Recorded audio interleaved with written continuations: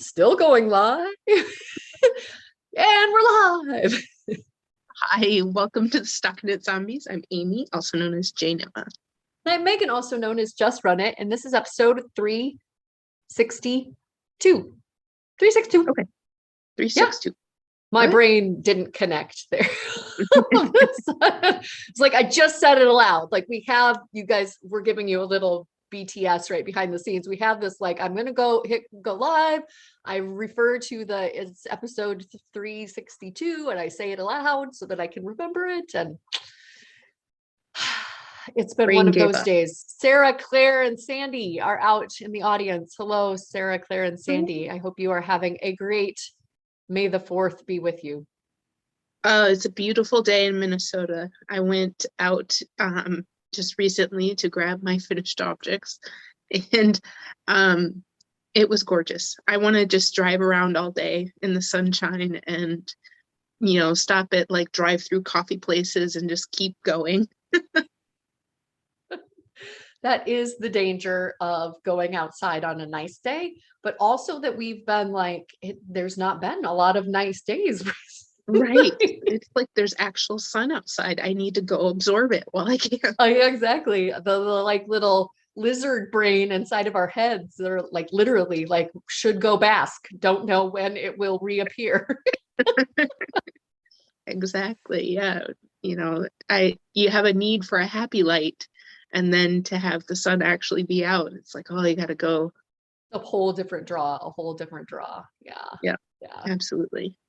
Yeah, well, so I'm going to say my husband does not watch this podcast, but it's my husband's birthday, and he is actually in the township of Verona for XGM, the Epic user conference. So I don't get to celebrate his birthday with him, but I'm like sending it through the vibes. And if I could crowdsource like some other positive energies to send that he have a great day. I asked him, so Epic is pretty notorious for like everything is themed, right? So I haven't gotten told what the theme of this conference is, but it was like, are people wandering around in like Star Wars stuff and singing you happy birthday today? And he's like, no. It's funny also is that on my Facebook feed, again, I don't go out to Facebook a whole lot, or at least when I go for a mission. Somebody had posted a baby picture of Jeremy. Well, I mean, as in like it was a prom photo. And he was tagged. I was like, who would have a baby picture of Jeremy? Yeah, no, other than his dad that you would follow? But okay. Yeah. No, it just, Facebook likes to say, hey, your friend was tagged in this photo. Oh, apparently. Yeah, no. He I feel like he looks a lot like my middle child, who unprompted texted Jeremy this morning and wished him a happy birthday.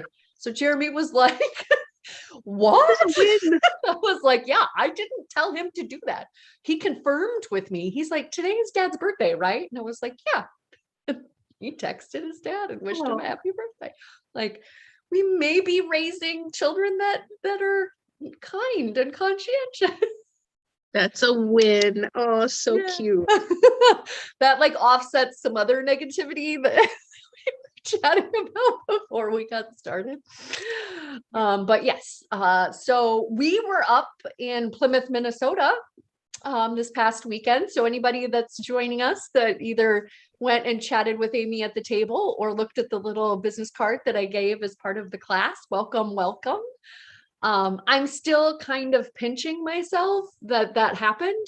Teaching at Yarn Over is definitely like a life list item for me. My brain kind of exploded. And then like when I sat at the teacher's dinner at the teacher's table with all the teachers, and we're kind of like, I felt like an imposter, right? Like, I'm here for but it was awesome. And I mean, I don't know. I didn't go to a lot. I went to my classroom and then I went to the two marketplaces. What a beautiful, and then the hotel itself, what a beautiful hotel. Like, even though it was rainy and dreary, like there was just tons of natural light because there was all kinds of interesting windows and skylights and stuff. Wouldn't you think it would have been so bright if it had actually been light out? Yes. Yeah, I remember that now that you say that there was a lot of windows in that one ballroom. But yeah, it was overcast all day. So it was hard to enjoy it. Actually more than overcast, it was like raining all day. Actively raining most of the day. It was probably the times when it wasn't raining were the fewer times, right? Yeah. Mm-hmm.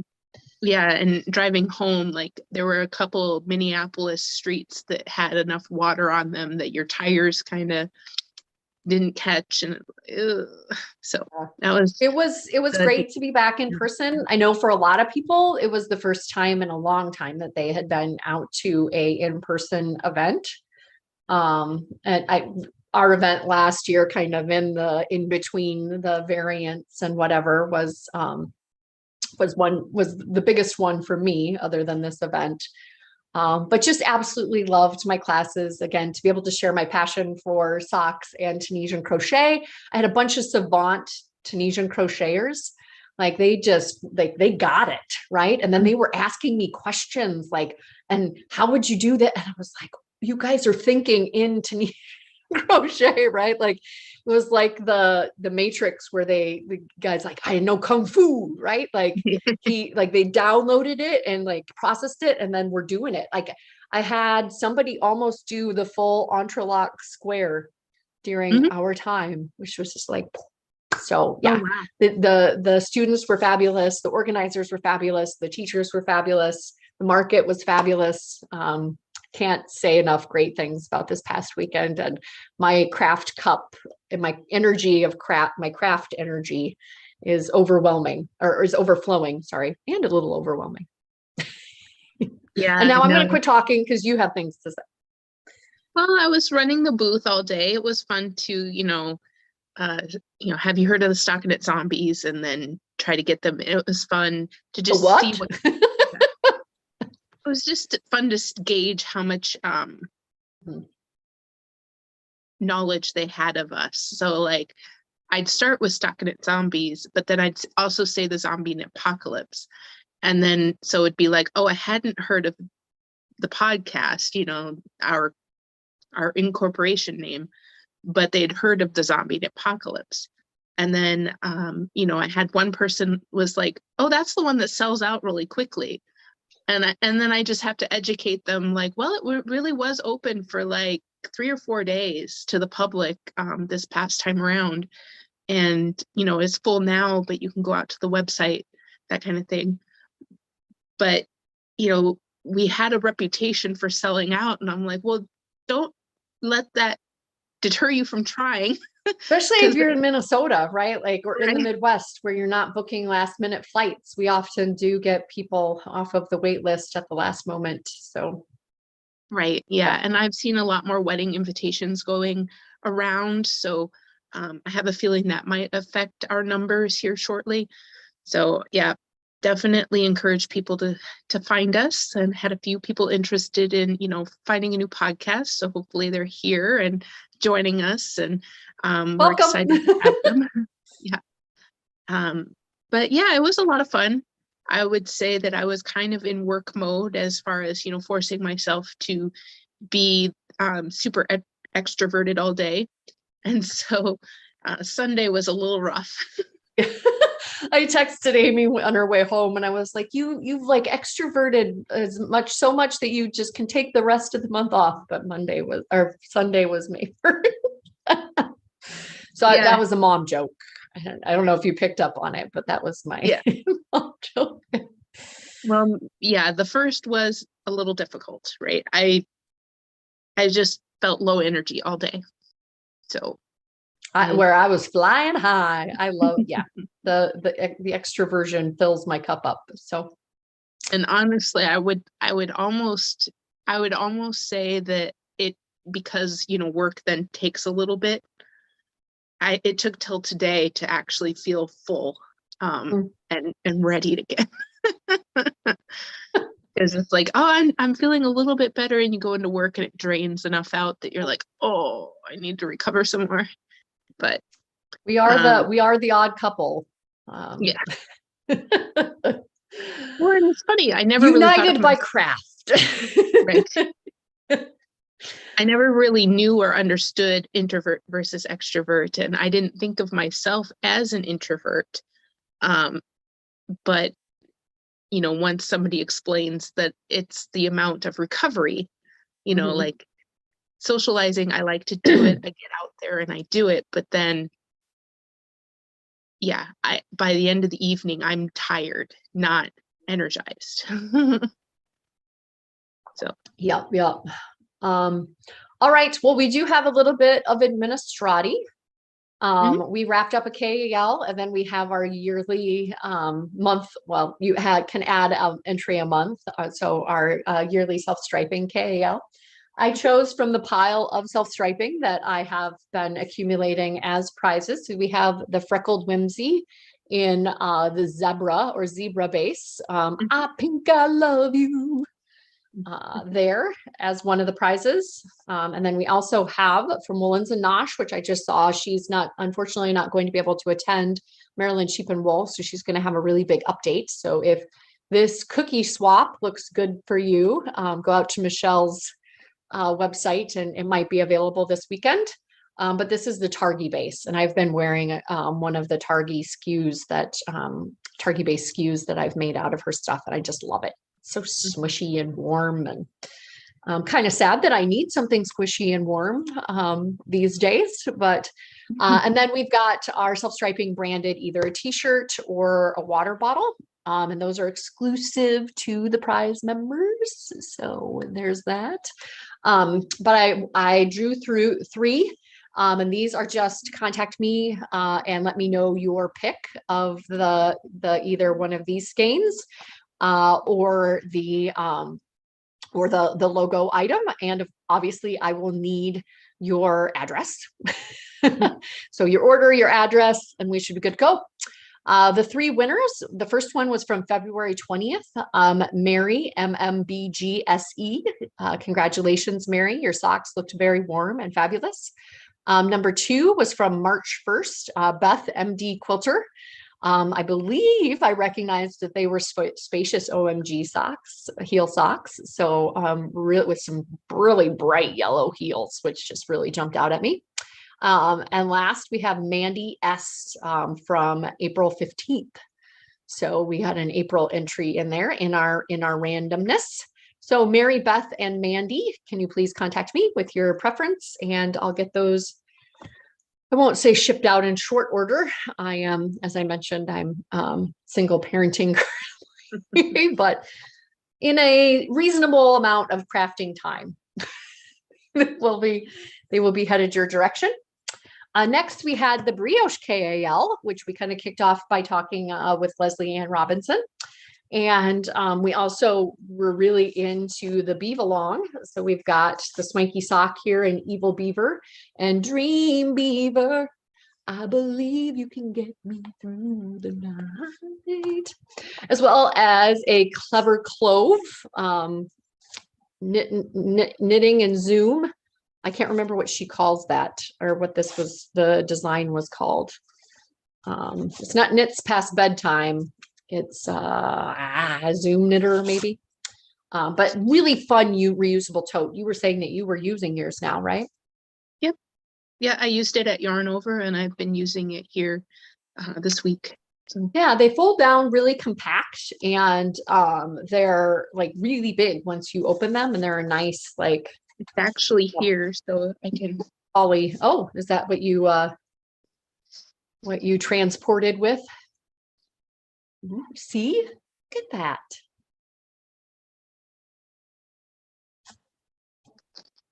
So on this one, I drew specifically for each prize, just so that I've got some certainty. So the first one, Kristen K. Drucker, I drew you for the magpie, and the second one, Julia Swart. We Sheep, sorry, used your full name. The tote is going to you. So I'll get a confirmation of address from each of you. I don't think either of you have moved, but thank you for Kay yelling, and that was a lot of fun.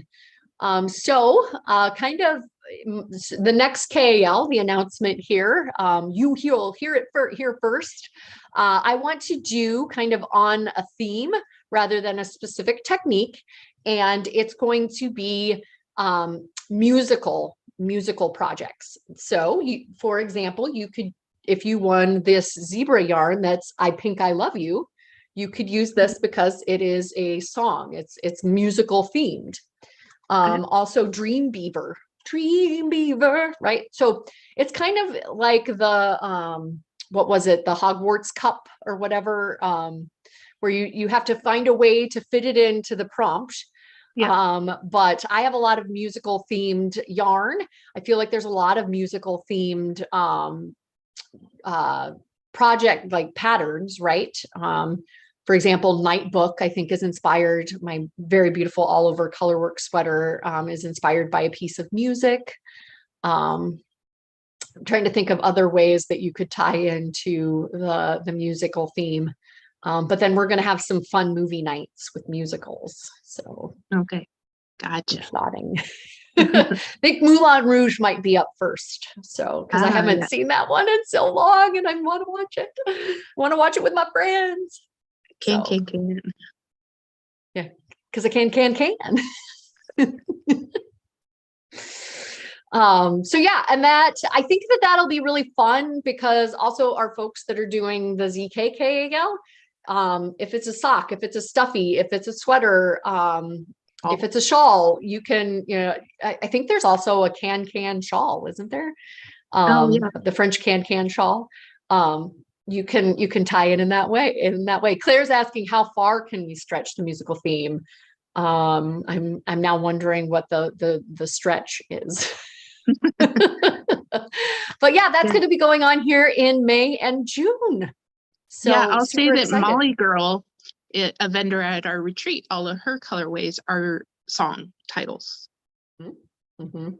So if you're looking around for something.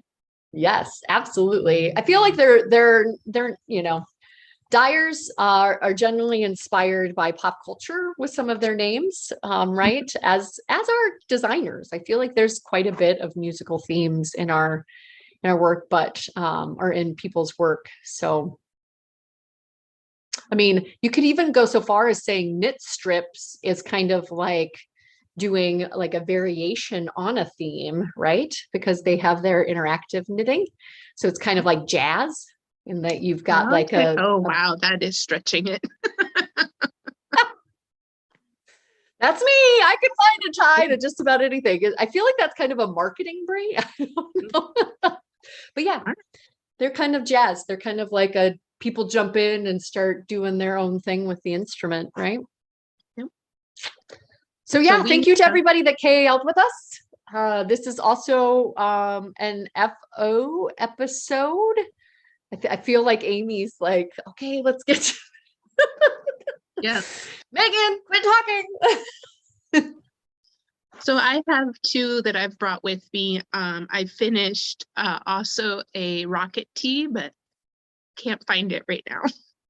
Was it worn at Yarn Over, or was it just brought along to like be put on a mannequin? Because again, Amy very smartly wanted to have depth to our booth and brought like things that we KAL'd, which I thought was like. Yeah, so I think I did bring it thinking it would be good to have under the shawls, but then it was too distracting and I didn't use it. So it's in a bag with that stuff, but I didn't come up with that logic until after I was already here with my objects. So the rocket tee was gorgeous. It was fun. It was made out of Mitchell's Creations. I have worn it on a Reset podcast. So you have seen it. And I do love it. But something that I wore to the shop hop here in April is my Waves of Change pullover. And yeah, Megan's gonna have to linky-loo. I don't remember everything about this sweater. I know that this is a Woolfolk Luft yarn. And it is really lovely. It's bulky and it's really lightweight. So I was tempted to use other yarns or other substitutions, but I was worried about the weight, because I know that the luft was what was in the yarn pattern, that it was the example. But I also know that a lot of people have told me that Woolfolk is very nice yarn. And if you have a chance to work with it, you should. And I was like, okay, well, maybe this is my Woolfolk entry journey or whatever. So You're not throwing away your shot? no, exactly. And which it's is a tie-in to a musical. Yeah. Waves of Change. This Waves of Change, it's a crop sweater with long sleeves, and it, like I said, bulky, so it zoomed off the needles.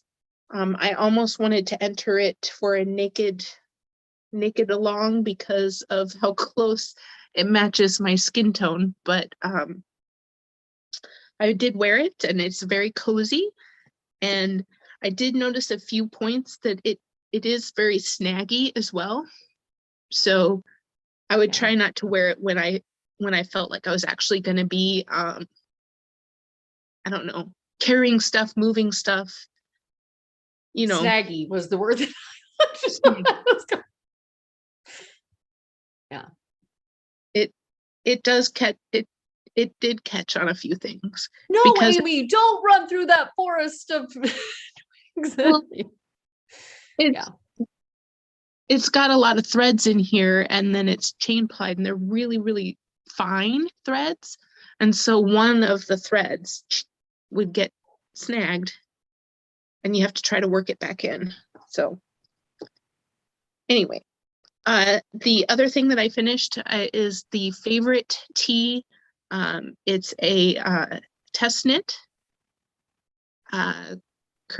Kristen Clement. Yep. Kristen Clement, yeah.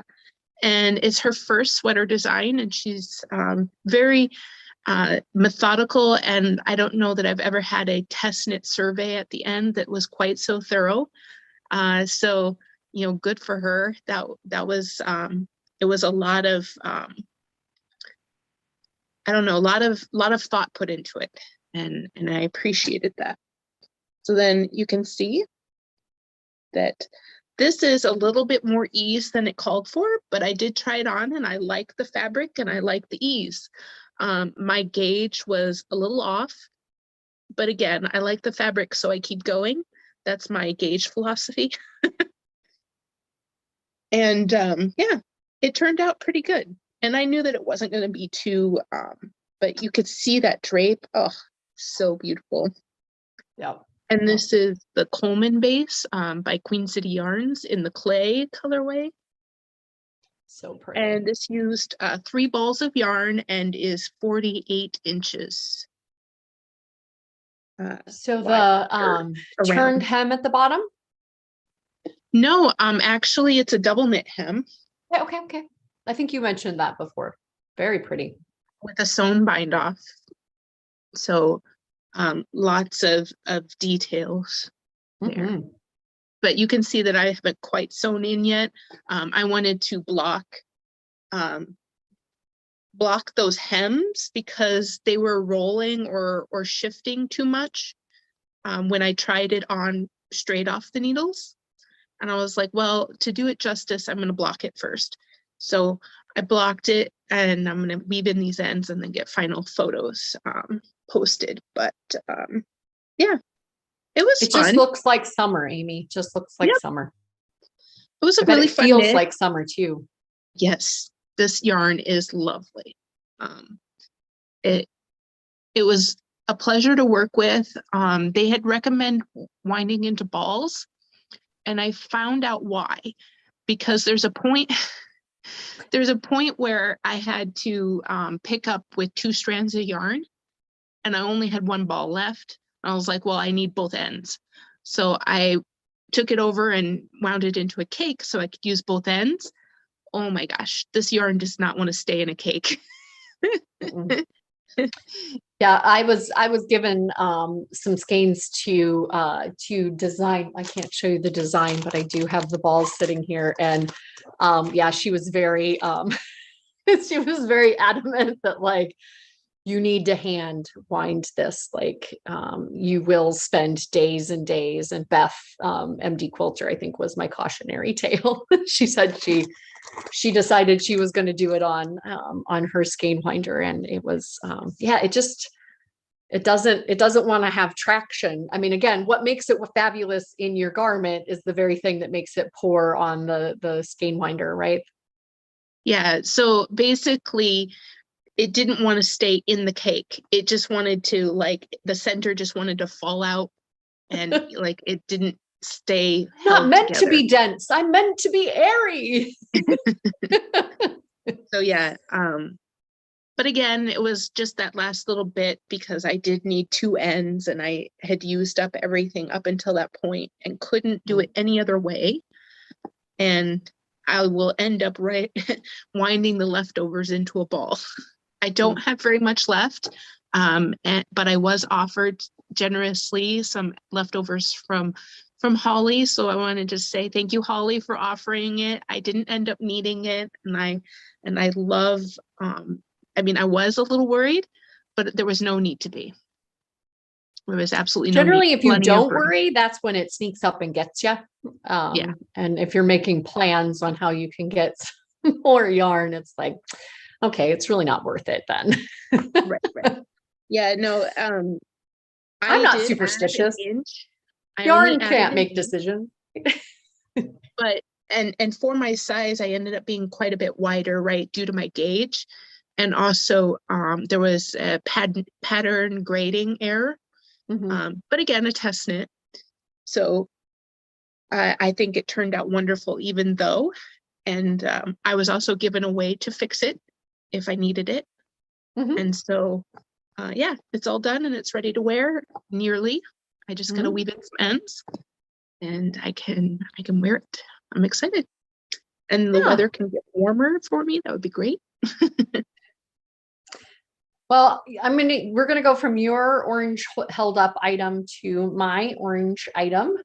I think that you did something similar last year with this Gigi's Greatest Hits from Lavender Loon, in that it was in the bias, but I believe it was Jamie Hoffman's VBAC. Is that right? Deep. But I am completely in love with these details, right? So those dropped stitches, but also the fact that they are, it's just all about the details with this.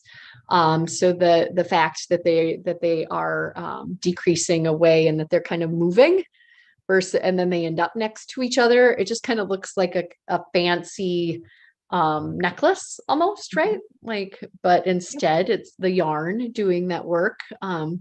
There's I-cord around the neck. I think I mentioned last week that I added some shoulder additions here up at the top of the sleeve, kind of a what's it called? The sleeves that come out that shoot out like that a little bit.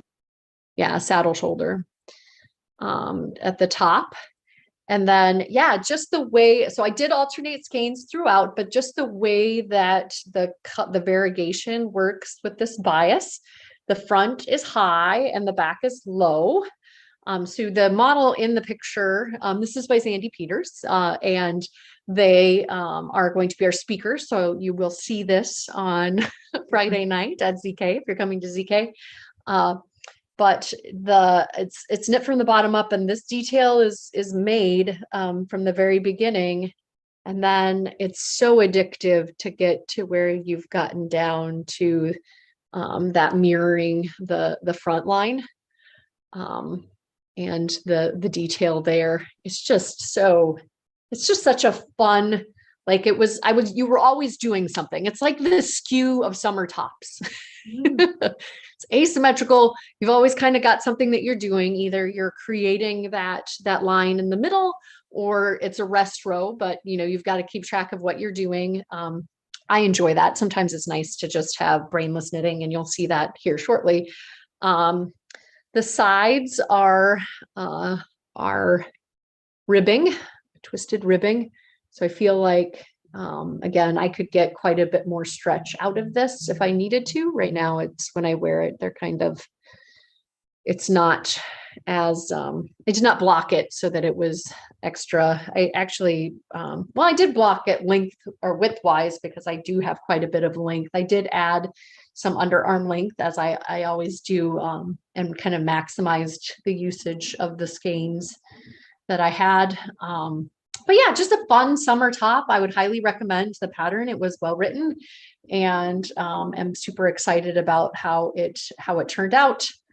My modifications I mentioned last week were the saddle shoulders, and then I added some additional after the fact garter on the bottom, and then knowing that, well, actually I did it on the sleeves first. I added more garter rows on the sleeves. And then when I knew that I had extra yarn, I did the bottom, and it's laying really nice and flat. But yeah, it's modeled this way, where you've got kind of that I cord in the front in the thing, and you can wear it the other way as well with the pretty dropped stitches. So super fun, super fun. Just right through here. That just makes my heart go pitter pat. Also for the brioche along, I did the mist. The mist was, once you got it on the needles and got going, was very much just kind of like the rhythm of it. The rhythm is going to get you. The rhythm is going to get you. Rhythm is going to get you. Is that a loosely musical tie? Can I use that when I make a mist? Sure. I love it. I love it. Yeah. Better Together. It was the Northern Bee color, and then Damp was from Jenna's 716's. And this is quite wide. I believe it's meant to have quite a bit of positive ease. And then, yeah, Brioche is very forgiving as far as being stretchy, right? It's just smush and stretch. Garter at the top, a little bit of brioche on the sleeve. I think, again, I guess depending on to taste, the garter is less, it's more blended on the wrong side. But I picked up the stitches in such a way that, there's a pretty little chain there. I don't think that it looks bad if I wanted to wear it and have two looks. So yeah, you can kind of see what the wrong side looks like versus here. I can do this. I have the technology. So yeah. Again, very subtle. Like you could do this in a very striking, contrasting, but this is a very subtle. And again, my modifications made the neckline thinner because it was going to be very wide out on my neck. How much yarn did you use? You need? The blue was into the second skein, so a skein and a half, and then this one was the contrast one, which again you don't use that much different, was just a little over that one skein. So I had two skeins of each. So yeah, very, very, again, like I could do what Amy was just doing with hers, right? Like there's just a nice little wave and ease to it. Very slinky, very I was just thinking how I bought a blue and pink colorway of the month from Leading Men Fiber Arts in the Diva base. Ooh, you would be, yeah, you should try this on and see. Again, so mine took more than was written because I think she had you stopping like, oh really here. Wow, like it's a yeah, and I feel like you could probably stretch the garter quite a bit in the blocking as well, so then you'd have a much lower arm drop, and then you don't need as much underarm. So if you were wearing it like you were doing with your crops, you would not need, I added probably a good 4 to 6 inches of the brioche underarm. I feel like even in a larger size, you would probably, with your 150 grams, you would be in good state if you did it to spec. So Yeah, no, it's fun. Again, the way she structured her book is that the easier patterns are kind of towards the front, and this is in those first pattern groupings, right? So once you get it on the needles, it's just breaking out into this front and back, a few short rows up at the shoulder, and then picking up for the brioche sleeves. So Okay. whoosh, whoosh, whoosh. The rhythm is gonna get you. Okay, last but certainly not least, I needed something to just be able to not look at while I was on Zooms / sitting around a table trying to be a conversationalist. Apparently my lather, rinse, repeats this year is the Burl Hat. So I took some sock leftovers from Queen City and I started striping this blue colorway, which was Vaxxed to Reality. And the orange one, which was the GG one, what was that? No, was the orange one Vaxxed to Reality, and the blue one was the year before. I think they were both ZK colorways. Anyway, so I was doing 4 rows of blue, 2 rows of orange, and then once I hit the halfway point, I started doing 4 rows of orange, 2 rows of blue.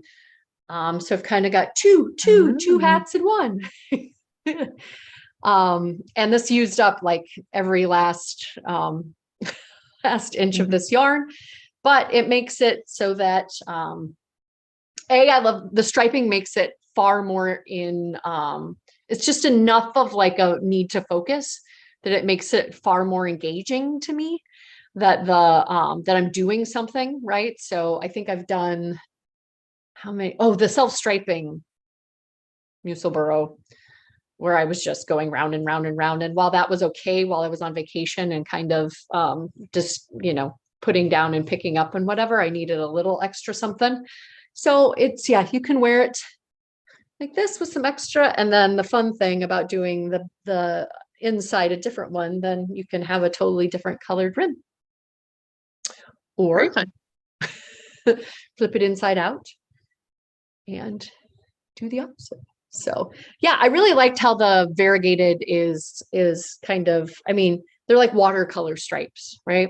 They're not like hard and fast stripes. I'm doing another one here as my Zoom knitting with some leftovers, and these are hard and fast stripes, right? Yeah. These are kind of like, you can't really tell that I did a 4x2. This one, you can.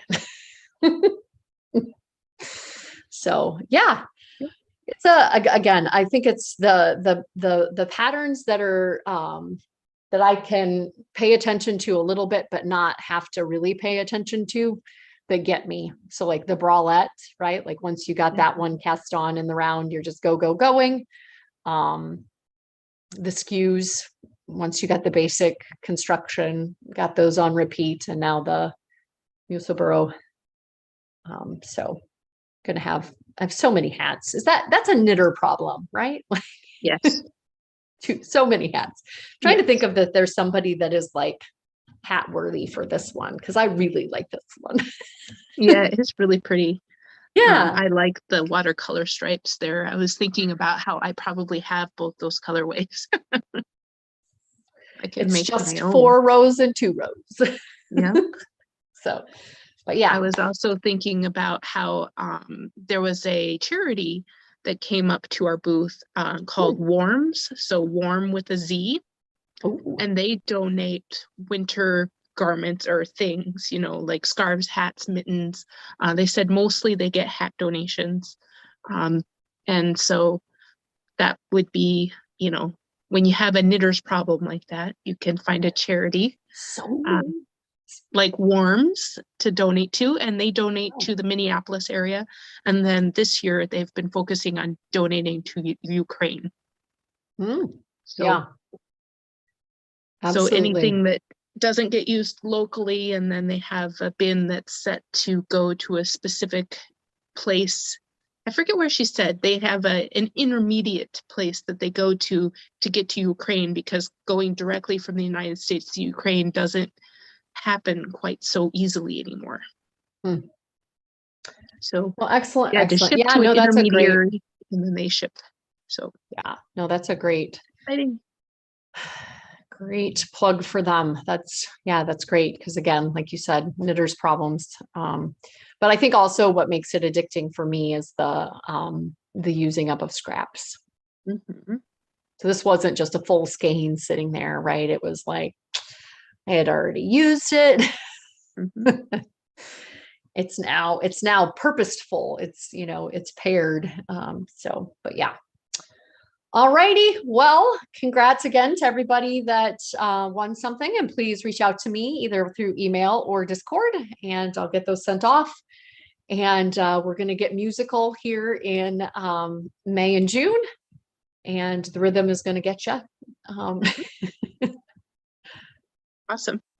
Yeah. I'm excited. I'm also excited when we're going to be post the ZKKLs, because I'm like, oh, there's so many things that I've been putting off because the yarn isn't vendor yarn, or the design isn't, a designer from us. And so it's like, oh, there's all these things that are kind of like later.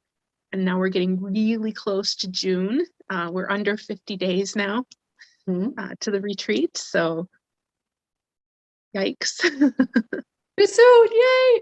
Well, from the things that are arriving in my mailbox and on my front stoop, I can tell that it's almost June. So Absolutely. when swag starts to arrive, yes.